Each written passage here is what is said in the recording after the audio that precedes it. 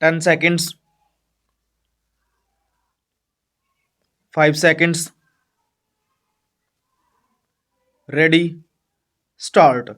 By this petition, the petitioner has assailed an order dated 17th November 2009 passed by learned district judge cum additional sessions judge additional rent control tribunal whereby an appeal of the petitioner against the order of additional rent controller was dismissed. Stop. The brief facts relevant for the purpose of deciding this petition are that the petitioner was contesting an eviction petition filed by the landlord on the ground of non-payment of rent. Stop.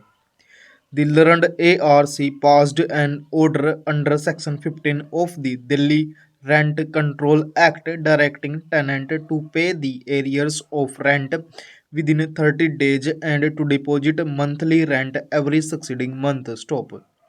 In order to see that there was no future controversy about tendering of rent, account number of landlord was given to the tenant and the tenant was to deposit rent every month in that account. Stop.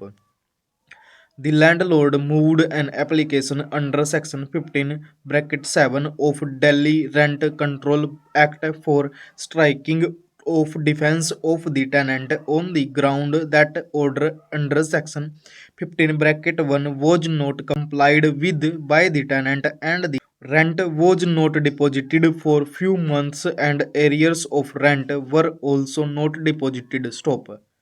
It was contended that there were 13 defaults committed by the tenant in deposit of the rent. Stop. The learned rent controller, after going through deposit slips placed on record by the tenant, came to the conclusion that rent for the months of December 2004, January 2005, and September 2006 had not been deposited by her. Stop. It was also found by the learned additional rent controller that rent for the months of December 2004 and January 2005 arrear was not deposited within 1 month of passing of order. Stop. It was also found that a tenant had not paid rent for the months of September 2006, August 2007, January 2008, and September 2008. Stop. She had deposited rent at the rate rupees 500 per month instead of rupees 1000 per month as ordered by the court for the months of September 2007, November 2007 and December 2007. Stop. Next para. The petitioner had taken a plea that she had made a payment of rupees 7,416 to MCD towards property tax on behalf of the landlord and this amount was bound to be adjusted. Stop.